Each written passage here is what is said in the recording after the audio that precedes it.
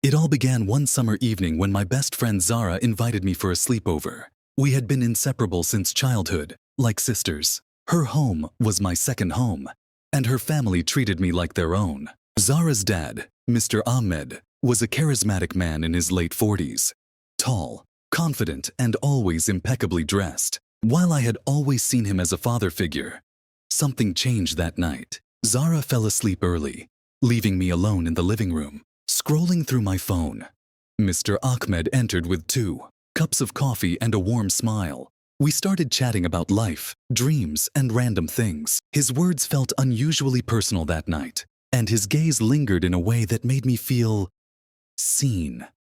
I brushed it off, thinking it was just my imagination. But in hindsight, it was the first step into a mess I never saw coming.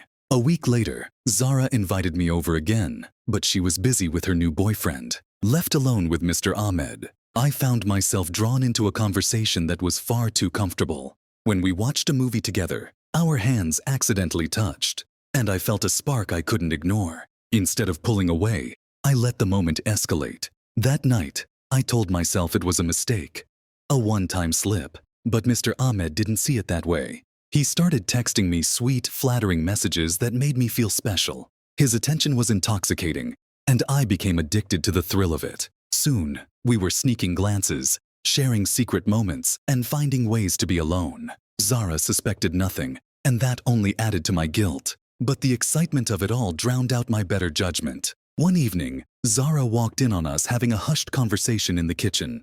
Her sharp gaze darted between us, suspicion flickering in her eyes. From that day on, she started watching me closely, interrupting whenever I was alone with her dad, and asking pointed questions.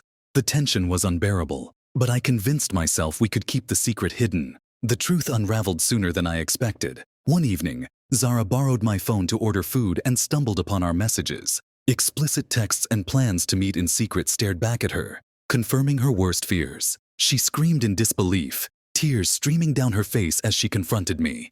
"You were my sister.